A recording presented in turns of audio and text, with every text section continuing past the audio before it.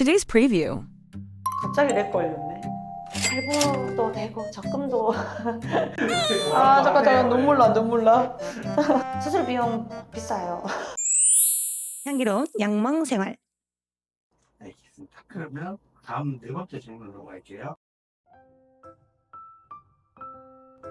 애기는 만지키는 걸 싫어하는데 내가 만지고 싶어. 아까 얘기했듯이 서로 맞춰가야지. 애가 싫다는데 그렇게 막 부비부비는 그건 잔인한 거지. 그렇지 않나? 고통을 주는 거잖아. 적정선에서 동물은 아이처럼 대하면 돼요. 아이가 이쁘다고 해서 어른들이 막 너무 부비고 안고 던지고 막 안 되잖아요. 아이들이 허용하는 범위에서 스킨십이든지 뭐 칭찬이든지 그런 게 들어가야 되는 거는 너무 당연한 내용이라. 그래서 우리 아이도 자기가 먼저 달려와서 배 만져 달라요. 적정선에서는 맞춰주고 또 내가 너무 만지고 싶으면은 애가 괴로워하지 않는 상황에까지 만질 수는 있지. 뭘 괴로워하냐 부비부비하면 그거는 그럼 결국 연애하듯이 다가가야 되는 거예요? 그러니까 이게 연애랑 비슷한 거 아니야? 봐, 싫어 죽겠네. 막 먼저 그러면 점점 더 멀어지겠지. 그럼 저 사람에 대한, 나의 보호자에 대한 거부감이 생기겠지. 해도 돼. 폭행 저질러도 돼. 근데 싫어하게 되겠지, 점점. 그럼 나와의 사이는 점점 멀어질 수밖에 없는 거야. 좋아하게 하고 싶으면 애한테 맞춰야지. 근데 그 터치를 좀 극도로 싫어하는 애들도 있거든요. 다 좋아하는 게 아니라. 그런 애들은 맞춰줘야죠. 서서히 다가가고. 그리고 애들마다 특별히 좋아하는 것들이 있을 거예요. 뭐 그런 애들도 먹는 걸 좋아하기도 하고. 그런 걸로 좋아하는 걸로 친해져야지. 친해지는 방식을 나한테 맞춰라. 향기로운 양망 생활. 다섯 번째 질문이에요. 일단 지금 1살 이하의 아이에 대한 내용이기 때문에 충분히 교육과 교정이 가능한 시기예요. 그래서 극도로 싫어한다면 처음에 보호자님이 아이의 목욕을 할 때 공포 상황을 만들어줬던 것 때문에 애들이 더 싫어하는 거야. 어린아이들은 물에 들어가서 목욕하고 그게 즐거운 과정이라는 걸 알면 싫어할 이유가 없어요, 목욕은. 왜냐하면 다 엄마 양수 속에서 태어났기 때문에 본능적으로. 근데 지금 극도로 싫어한다? 그럼 이 보호자 일단 혼내야지. 목욕시킬 줄도 모르면서 목욕시켜가지고 애한테 목욕이라는 거에 대한 공포심부터 그 어린아이를 가르쳐주게 된 거죠. 그러니까 내가 방법이 잘못됐구나. 그러면 요즘 뭐 미용하는 데 가서 전문가들의 도움을 받아가지고 목욕하는 방법도 좀 배워보고 또 애들마다 성향이 다르니까 그런 데 대한 조언도 좀 구해보고 그래서 이 목욕하는 거에 대해서 아이가 즐거운 놀이 시간이라고 느낄 수 있을 정도로 그까지는 물론 안 가겠지만 있을 정도로 노력을 하셔야죠. 지금 이거는 약간 뭐지 자기가 잘못해놓고 투정 부리는 질문 같은 느낌입니다. 향기로운 양망 생활. 일단 어린 나이에 다리를 살짝 전다는 거는 뭐 유전적으로 슬개골 탈구를 가지고 있을 가능성이 아주 높다. 그거는 맞는 말인 것 같고요. 근데 뭐 어렸을 때 딱히 다리 아플 일이 크게 없기 때문에 그래서 일찍 병원 가서 그 슬개골이 빠지는지 확인을 해 보시는 게 좋을 것 같고 아기 때 슬개골 탈구 증상이 이미 나타난다는 거는 이거는 이제 나이가 들면서 점점 더 빠르게 진행할 수 있다는 사인이기 때문에 적절한 시기에 수술을 해 주시는 거를 추천드려요. 왜냐하면 이제 점점 더 안 좋아질 수밖에 없어요. 이건 타고난 질환이라고 생각을 하셔야 되는 부분이기 때문입니다. 수술 비용 비싸요. 보통 이제 이게 유전적 질환으로 슬개골 탈구가 왔을 때는 대부분 양측성으로 다 가지고 있기 때문에 양다리를 다 동시에 수술을 해야 되는 상황일 가능성이 높고요. 수술도 해야 하고 또 입원도 해야 되니까 비용이 좀 비쌀 수밖에 없죠. 그래 몸도 안 되고 그렇습니다. 동물병원이. 그래서 근데 그런 부분은 어차피 이 부분은 아이가 뭐 오래 살고 생명 뭐 연장에 뭐 직결된다 하는 부분은 아니지만 어떤 삶의 만족도 부분에서 굉장히 중요한 부분인 거죠.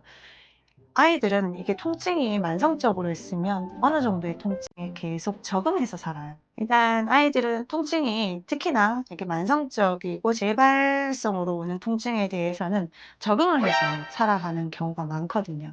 저도 디스크 환자인데 거의 이제 통증은 당연하다고 생각하고, 하지만 아플 때 엄청 아파서 힘들 때 혼자 이제 그 고통을 이기는 방법을 자꾸 이제 터득을 하게 되는데, 또 말 못하는 아이들이다 보니까 그런 부분들을 우리가 미리 좀 챙겨서 좀 안 아프고 좀 뛰어다닐 수 있게끔 그렇게 뭐 해주는 게 맞지 않을까요? 보호자 입장에서는.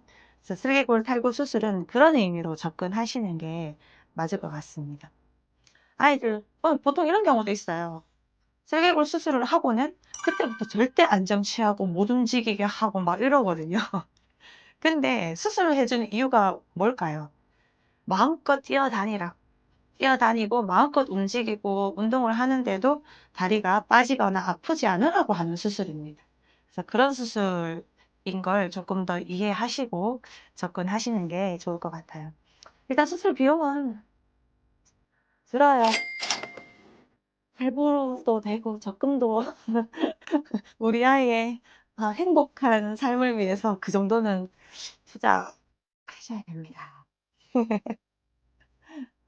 근데 고민은 해보시되 결국에는 진행이 이렇게 될 거기 때문에 서두르실 필요는 없지만, 아이들이 슬개골 탈구의 그 기수가 있어요. 1기, 2기, 3기, 4기가 있는데 그게 이제 어느 정도로 진행이 개체마다 차이가 다르겠지만 빠른가에 의해서 이제 수술 시기를 잡으시는 게 맞을 것 같아요. 그러면 여기서 추가 질문이 있어요. 응. 후천적일 경우에는 좀 다를 수 있다는 얘기인 거예요. 아니죠. 후천적일 때는 외부의 사고나 충격에 의해서 빠진 거니까 그건 수술 진짜 해야죠. 그거는 그냥 사고에 의한 수술이고, 왜냐하면 선천적으로 어릴 때 슬개골 탈구가 빠진다는 게 대부분 이제 선천적인 원인이니까 이거는 대부분 급하게 수술을 결정하진 않으시거든요. 사고면 당연히 급하게 수술하겠죠. 수술 말고 그럼 다른 건 없을까요?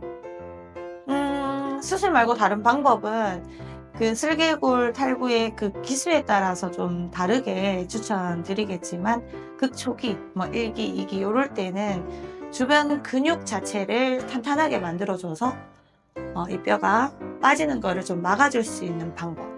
그러면은 그 슬개골 주변 근육을 단련시키는 재활 치료, 재활을 한번 해보시는 거 좋죠. 요즘은 여러 가지 재활 프로그램들이 많이 나와 있기 때문에 거기에 맞춰가지고 이제 우리 아이하고 얼마나 이게 접목시킬 수 있는지 상담을 하고 진행을 한번 해보시는 것도. 그런데 이거는 이렇게 해서 수술을 하지 않고 계속 관리가 되는 아이들도 있고, 근데 그럼에도 불구하고 또 이제 수술을 해야 되는 상황도 생기니까, 그래서 이제 가장 빠르고 정확한 방법은 사실 수술적으로 교정해주는 방법. 근데 이제 계속 내 아이를 재활도 시키고 여기에 대해서 시간과 노력과 뭐 재활도 어느 정도의 비용은 드는 부분이기 때문에 그게 계속 가능하신 분들은 일단 이렇게 먼저 한번 해보시는 것도 뭐 아주 괜찮은 방법이죠. 일단 뭐 수술이라는 거는 뼈에 칼을 대는 거니까, 안 되는 것보다 칼을 대는 거는 어쨌든 뭐 좋지는 않아요. 퇴행성 관절염이나 이런 것도 훨씬 더 빠르게 진행될 수 있는 부분이고, 수술 후에. 그렇기 때문에 사실 안 되는 게 가장 좋죠. 근데 뭐 재활하고 운동시키고 하는 그 과정이 뭐 일시적으로 치료, 뭐 일주일 만에 끝 이렇게 되는 치료 방법이 아니라 꾸준히 평생 관리해야 된다는 어떤 큰 단점이 있기 때문에 내 상황과 우리 아이의 상태가 어느 정도가 되는지 고려해서 결정하시면 될 것 같습니다. 향기로운 양망 생활. 네, 시작합니다. 자, 근데 인트로 소개하는 건 이제 그만해도 안 되나? 계속 해야 되나? 근데 좀 있어. 이제라고 하기에는 이제 제가 수술이라 아직은 수술이 더 필요해요. 알았어. 솔직히 말해서 3번 요청드리고 싶지만 왜냐면 화마다 한 번만 일단 요청드릴게요. 알았어. 안녕하세요. 향기로운 양몽생활의 이수영 원장입니다.